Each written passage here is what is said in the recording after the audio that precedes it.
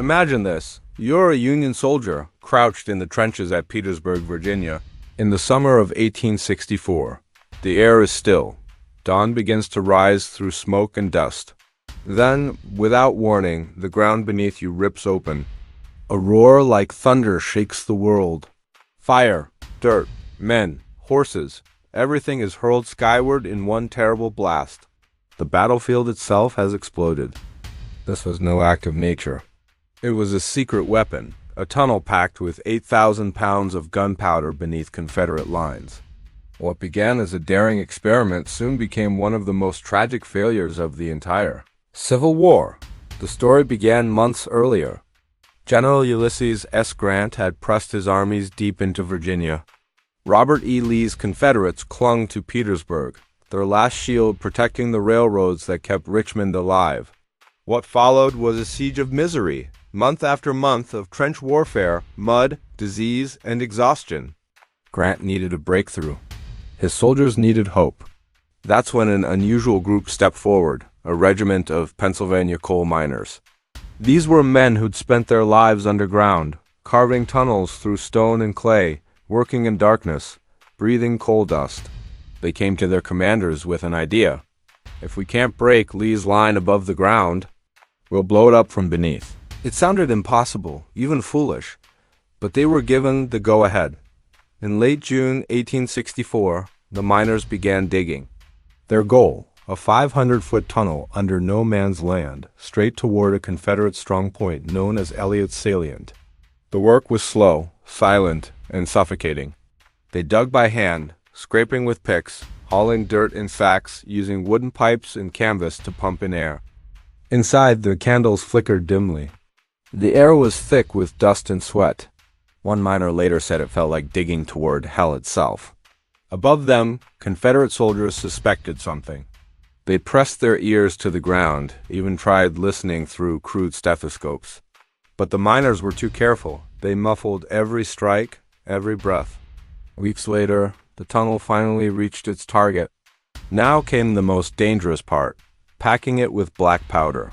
320 kegs, over 8,000 pounds, were set beneath the Confederate line. Wooden planks sealed the powder chamber. Long fuses ran back through the darkness toward the Union side. Whispers spread through the camp. This blast will win the war. Then came July 30th, 1864. Before dawn, the fuses were lit. Soldiers waited in silence. Minutes passed. Nothing. The fuses had gone out. Volunteers crawled back into the tunnel, relit them, and ran for their lives. At 4:44 a.m., the ground erupted. A column of fire and dirt shot 150 feet into the sky. Confederate cannon, men, and timber vanished in an instant. A witness swore the sound was the loudest voice of war ever heard. When the smoke cleared, a massive crater gaped in the earth, 170 feet long, 60 wide, 30 deep. The Confederate line was shattered. Petersburg lay open. Victory, it seemed, was just a charge away. But what followed was chaos. General Ambrose Burnside, commanding the Union Ninth Corps, had prepared a plan. His best-trained men, the United States colored troops, were supposed to lead the assault.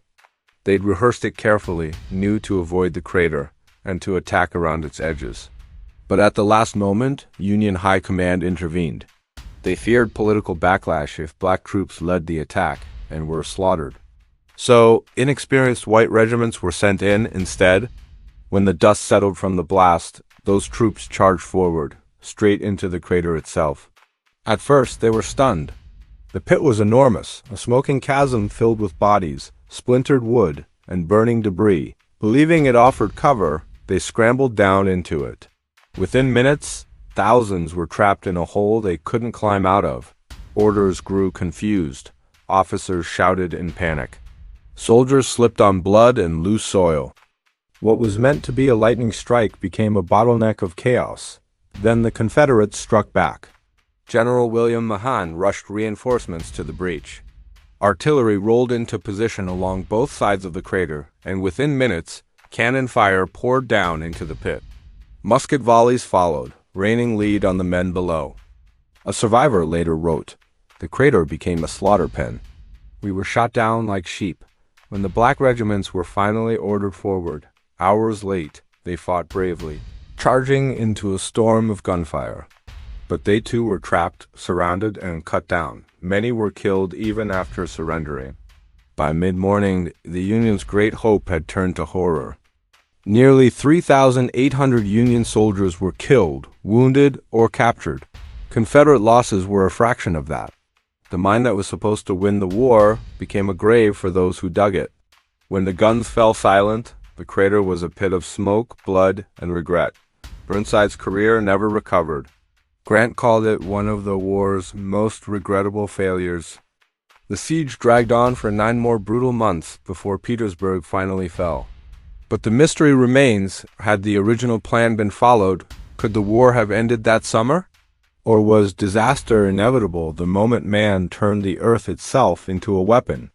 Friends, history often shows us that courage and tragedy walk hand in hand.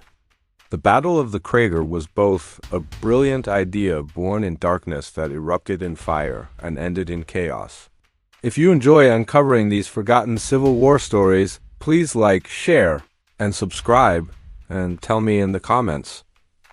If you had been in command that morning at Petersburg, would you have done anything differently? Until next time, remember, history isn't just about the past. It's the inheritance we pass to the future.